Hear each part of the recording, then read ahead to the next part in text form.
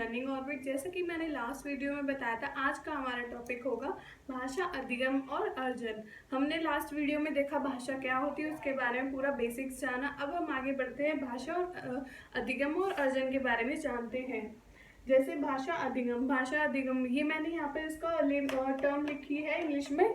अधिगम को क्या बोलते हैं? लर्निंग। बहुत बार ऐसा होता है कि जो चीज़ें हमें हिंदी में हम समझ नहीं पाते, अगर हम उसे इंग्लिश से कोरिलेट कर ले या फिर हम इंग्लिश को हिंदी से कोरिलेट कर ले तो हमें समझ आ जाता है। ऐसे ही यहाँ पे अधिगम मतलब लर्निंग। तो क्या है लर्निंग? मतलब सीखना। तो भाषा अधिगम मतलब भाषा को सीखना। ईजी है और जो हम सीखते हैं रोज अपनी डेली लाइफ में। नेक्स्ट है भाषा अर्जन। अर्जन का मतलब है कि एक्वायर करना, एक्विजिशन। तो यहाँ पे भाषा को अर्जित करते हैं। वो अर्जित में और अधिगम में क्या डिफरेंस है वो हम देखते हैं आगे।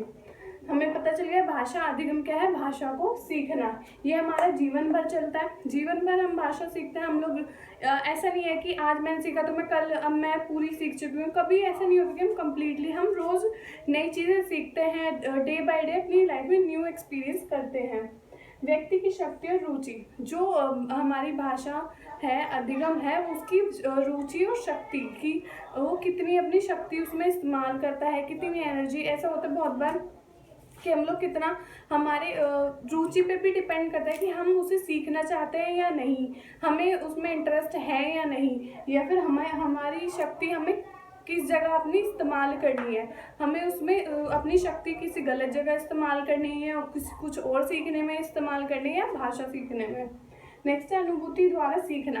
अनुभूति द्वारा सीखने का मतलब क्या है? अनुभूति मतलब अनुभव। अनुभव क्या है? हम अपने अनुभव से, हमें पता है हम सब अपने अनुभवों से ही सीखते हैं, अपने एक्सपीरियंसेस से ही सीखते हैं। जैसे मैंने यहाँ पे लिखा जलना। जब एक कोई बच्चा अगर उसने कुछ जलती हुई लाइक कैंडल ले लेता है, मोमबत्ती, वो उसे उसकी लो पे हाथ लगा देता है, फिंगर लगा देता है, तो उसे एहसास होता है, अनुभूति होती है कि हाँ मैं जल गया, उसे पेन होता है। तो उससे उसने क्या सीखा? हाँ मुझे अगली बार कोई भी ऐसी जलती हुई चीज़ों को हाथ नहीं लगाना है। तो उसकी हुई अनुभूति, अनुभव, जिससे वो सीखा कि हाँ मुझे आगे हाथ नहीं लगाना है। तो हम इससे भी सीखते हैं। नेक्स्ट है अधिगम की प्रक्रिया एक समान नहीं रहती।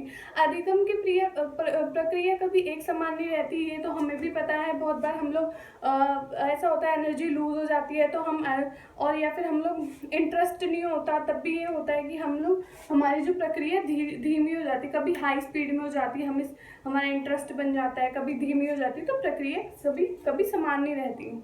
नियम और ग्रामर, जो हमारे अधिगम होता है उसमें नियम होते हैं, ग्रामर होते हैं, जो हम स्कूल में जाके सीखते हैं। हमारी ग्रामर की बुक अलग होती है, हिंदी जो हमारी स्टोरीज की बुक अलग होती है, उनके लिए हमें ग्रामर की ज़रूरत होती है अधिगम के लिए।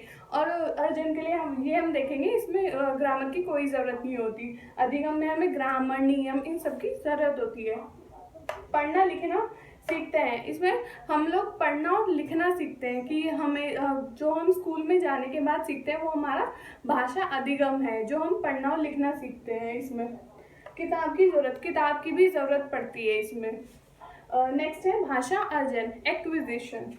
प्रक्रिया जिसके द्वारा मानव भाषा को ग्रहण करने और समझने की क्षमता रखता है। ये एक ऐसी प्रक्रिया है भाषा अर्जन जिसमें मानव भाषा को ग्रहण करने और समझने की शक्ति रखता है, क्षमता रखता है। भाषा को ग्रहण करना, हमें ग्रहण कैसे करते हैं? अपने वातावरण से, आसपास के लोगों से, और जो घर में लोग हैं उनसे सीखता है, ये है। और उसे समझने की, अब ऐसा बच्चा धीरे धीरे ही अर्जित करता है भाषा। सबसे पहले वो अर्जन करता है, फिर अधिगम करता है। नेक्स्ट प्राकृतिक प्रक्रिया और अवचेतन रूप में। प्राकृतिक प्रक्रिया है ये, हमें बच्चे को भाषा सिखाने की, उसे मतलब जो अर्जन है वो कराने की जरूरत नहीं पड़ती। ये एक हमारा एफर्टलेस प्रोसेस है अर्जन, और इसे कह सकते हैं एफर्टफुल प्रोसेस, जो हम स्कूल में जाके सीखते हैं। लेकिन अर्जन में क्या होता है, हम लोग बच्चे को नहीं बोलते कि ऐसे बोलो, हम उन्हें सिखाते हैं, बट ऐसा नहीं है कि उन्हें नहीं आता, वो उन्हें अपने आप ही उनके अंदर एक वो जनरेट हो जाती है कि वो वही, जैसे आपने देखा होगा जो फॉरेन के बच्चे होते हैं वो इंग्लिश ही क्यों बोलते हैं, उन्हें वो इतनी इजी लगती है और हमें इतनी मुश्किल क्यों लगती, क्योंकि उन्होंने वो इंग्लिश भाषा को वहाँ पे अर्जन किया है। इंग्लिश भाषा का, अंग्रेजी भाषा का उन्होंने वहाँ पे अर्जन किया है, इसलिए उनके लिए वो आसान है, हमारे लिए वो मुश्किल है क्योंकि हमने उसे अर्जन नहीं किया। जो हमारे वातावरण में बोली जाती है वो हम अर्जित करते हैं, वही हमारी भाषा होती है। नेक्स्ट है, और वो अवचेतन रूप में होती है, मतलब हमें नहीं, अनकॉन्शियसली हम लोग उसे अडॉप्ट कर रहे होते हैं। बच्चा धीरे धीरे जैसे जैसे सुनता रहता है वो वही चीज़ें रिपीट करता है, और बच्चे तो एक्सपर्ट होते हैं रिपीट करने में, आपको कॉपी करने में। नेक्स्ट है, वातावरण और लोगों के माध्यम से। वातावरण और लोग, जो हम बात कर चुके हैं, वातावरण लोगों के माध्यम से वो सीखता है। बोलना और समझना, इसमें पढ़ना और लिखना सीखता था, यहाँ पे बोलना और समझना कि मुझे कैसे बोलना है, क्या करना है। अपने सबसे पहले अपने घर वालों से ही बातें करता बोलता तो क्या बोलना है, और उन जो वो बोल रहे हैं मुझे उनका मतलब क्या है, उन्हें समझना, कॉम्प्रीहेंशन करना, वो सीखता है। किताब और व्याकरण की जरूरत नहीं होती। आपने ऐसा तो नहीं, बच्चा पैदा हुआ उसके हाथ में किताब दे दी कि हाँ हम ये भाषा बोलते हैं, इसमें लिखी हुई है, आपको ये पढ़नी है, ऐसा तो कुछ नहीं होता। ऐसे तो नहीं करते हम कि बच्चे को हाथ में किताब दे दी कि ये भाषा अर्जित करनी है, पढ़नी, ऐसा कुछ नहीं। तो यहाँ पे किताब की जरूरत नहीं होती है, बच्चा ऐसे ही सीखता है। अब हम आगे बढ़ते हैं, आगे हमारे कुछ अपने साइकोलॉजिस्ट हैं, उन्होंने जो जो डेफिनेशन दी वो पढ़ते हैं, और साथ में वो भी पढ़ते हैं जो कि क्या कहते हैं, जो हमारे मेथड्स हैं अर्जन के, एक्विजिशन के। भाषा अर्जन की विधियाँ कौन कौन सी है, जैसे कि अनुकरण।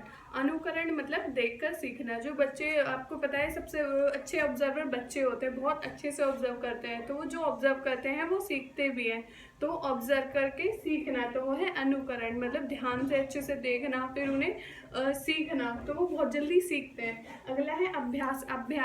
अभ्यास करना अच्छे से, उसे जितना हम अभ्यास करेंगे उतने ही हम नियमों को अच्छा करेंगे, और फिर उन्हें ही अपनी भाषा, जो अपनी अर्जित की हुई भाषा, उनमें भी उनका इस्तेमाल करना शुरू करेंगे।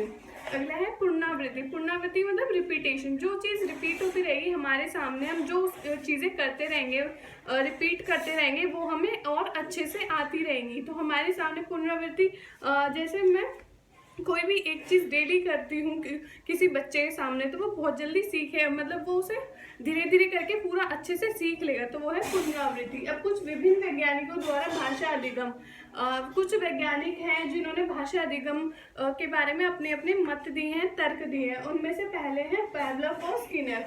पैवलोव और स्किनर, उन्होंने क्या बोला है कि कुछ शर्तें होती हैं जिसमें बच्चा सीखता है, जैसे कि अभ्यास, नकल और रटना, ये करके बच्चा सीखता है। उनका ये मानना है पैवलोव स्किनर का कि ये शर्तें हैं जो कि ये अभ्यास, नकल और रटना, इनसे बच्चा सीखता है। अगला है चॉम्स्की। चॉम्स्की ने बोला, चॉम्स्की का बहुत पता है सबको कि उसने बोला कि बच्चे के अंदर जन्मजात शक्ति होती है उसे सीखने की, भाषा को सीखने की, तथा भाषा मस्तिष्क में विद्यमान, पहले से ही जब वो पैदा होता है पहले से उसके मस्तिष्क में एक शक्ति होती है, विद्यमान होती है, जो जिससे वो अपनी भाषा सीखता है, जिसे इंग्लिश में लैंग्वेज एक्विजिशन डिवाइस भी कहते हैं, LAD भी कहते हैं। ये है हमारा भाषा सीखने की। और ये हमारा CDP का भी क्वेश्चन है कि हमारे जो मस्तिष्क में, किसने बोला कि जन्मजात शक्ति होती है, LAD की बात किसने की, वो है चॉम्स्की। नेक्स्ट है पियाजे, परिवेश के साथ अंत्यक्रिया। पियाजे ने बोला परिवेश के साथ अंत्यक्रिया, जैसे परिवेश में जो जो चीज जो ज्यादा वो देखेगा अपने परिवेश में इस्तेमाल करेगा, उनके साथ अंत्यक्रिया करेगा, उतना ही वो उस चीज को सीखेगा, वही वो चीज उतनी ही वो भाषा को सीखेगा। अगला है वाइगोत्स्की। वाइगोत्स्की ने बोला सामाजिक परिवेश। उन्होंने बोला कि भाषा को सीखने में बच्चे के सबसे ज्यादा सामाजिक परिवेश काम आता है, वही जैसा उसका सामाजिक परिवेश क्या हुआ, माता पिता, घर के सदस्य, पड़ोसी, स्कूल जो भी हैं, जैसे वो वहाँ पे लैंग्वेज सीखता है वही सीखेगा सामाजिक परिवेश में। तो इन सबका अपने अलग अलग मत थे, जो थे हमने पढ़ लिए, सबके अपने अलग अलग है।